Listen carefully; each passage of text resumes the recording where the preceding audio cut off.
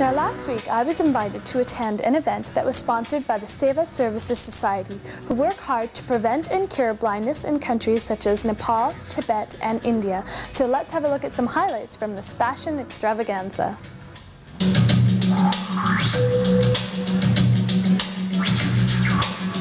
The Seva Service Society was founded in 1982, and since then it has played a key role in the development of innovative blindness prevention and sight restoration programs in Asia.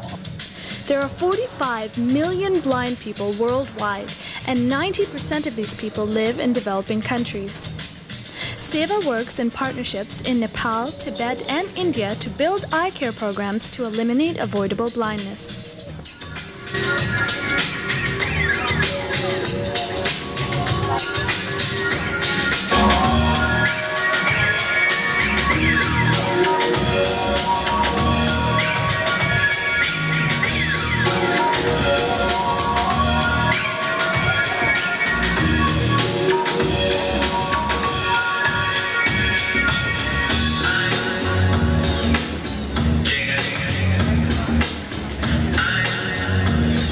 Daryl, the stuff you showcased tonight was just beautiful. Thank you. How long have you been designing? I've been designing for over 10 years now, and it's going stronger and stronger. Actually, the popularity of my collection is getting more well known. Like, I have a show next week, I have a show tomorrow, next week, and the 18th and the 10th of December.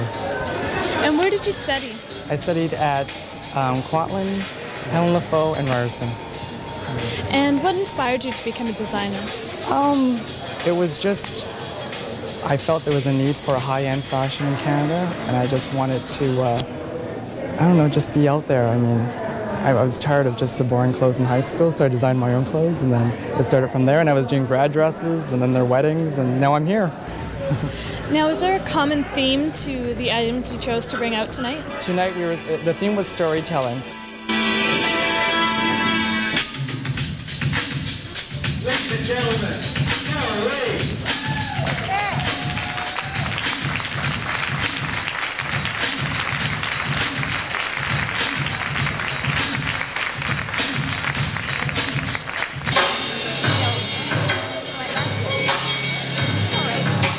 the proceeds from tonight's event will allow Seva Service Society to make a difference in the lives of the needy people of India.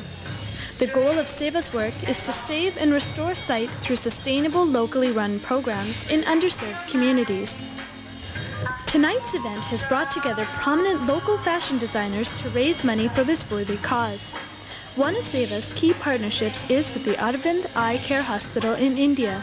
It has the world's largest eye care program, providing over 120,000 surgeries per year. In addition to a well-developed program for cataract surgery, Seva is also developing programs in pediatric ophthalmology and programs to ensure that women receive equal access to available eye care services.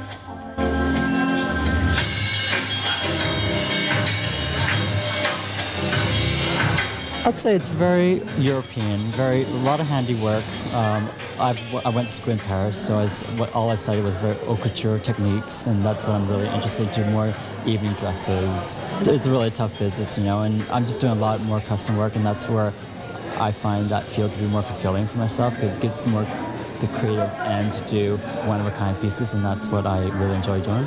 How long have you been working with the Seva Society? This is my second year, actually. And what prompted you to join them in their cause? Well, Roman approached me last year, and it was just a great opportunity for me to, showcase my work, plus help out with a good cause.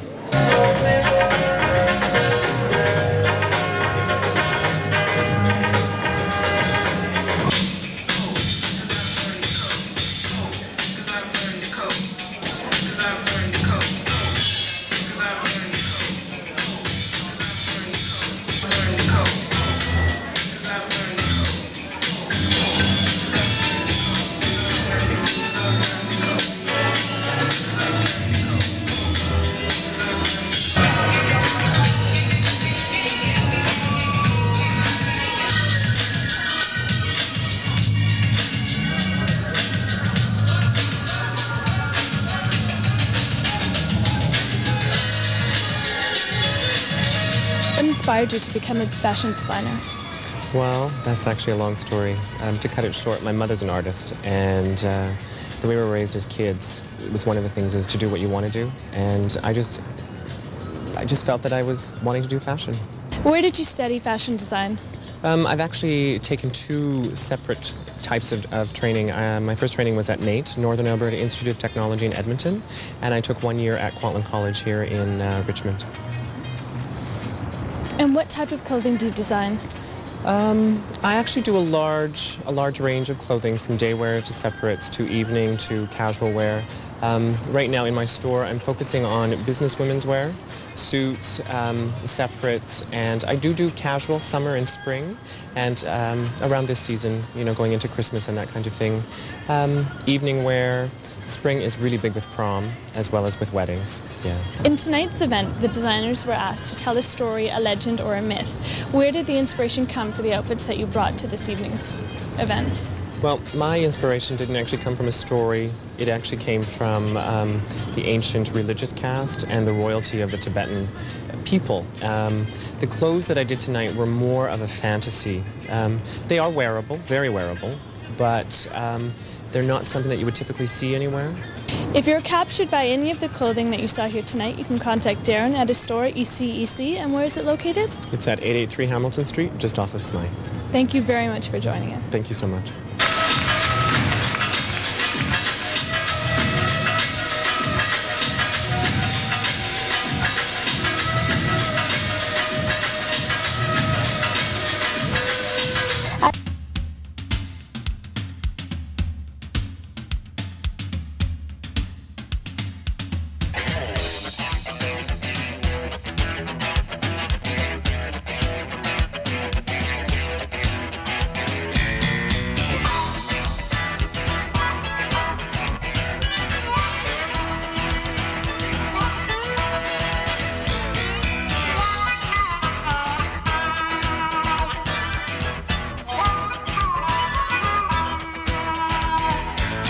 Well, Darin, what we are going to wear for New Year's is probably one of the most crucial questions on everybody's mind.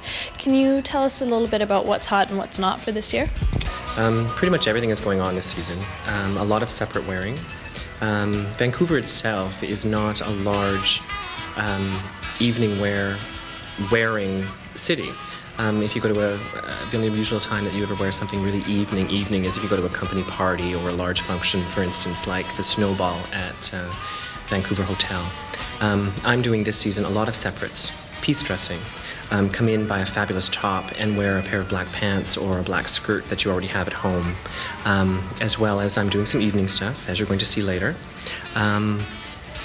Sparkle, a lot of sparkle, flat sequins, rhinestone, little cashmere sweaters with rhinestone buttons, that kind of thing is really hot this season. What type of fabrics and colors are in for New Year's? Well, again, color is a big thing. Color is more what the woman wants to wear, what she feels good in. There's a lot of, how would you call them? Ice colors, ice pink, ice blue, that kind of thing that's really popular, almost in the popsicle colors. I'm showing a lot of black, and one of the reasons for that is black is very elegant for evening. But you know, at ECEC, I do a lot of custom. So if you're loving one of the outfits that you see, I don't have a problem with throwing in some color. I'm doing taupes and blues, again, a lot of black. And I'm also doing some creams and some cobalt blues, which are really, really aggressive colors. It depends on exactly what the woman wants. In a lot of the outfits that we're seeing here right now, there's a lot of silk and a lot of satin. Is that what's in for this year? Silk and satin, definitely. Satin, and I'm showing a little bit of Dupioni silk. It has a shiny finish. It's not sparkly, but it has depth to the fabric. Matte finishes for evening are not very popular this season. They want a little bit of glam, a little bit of confidence, you know, something that stands out. And I'm showing some black satin, a lightweight, and it's a crepe back satin, which has a lot of flow. The Dupioni has a little bit of structure. So the two looks are totally different. You have very soft and feminine, and the Dupioni takes it onto a more of a little aggressive scale.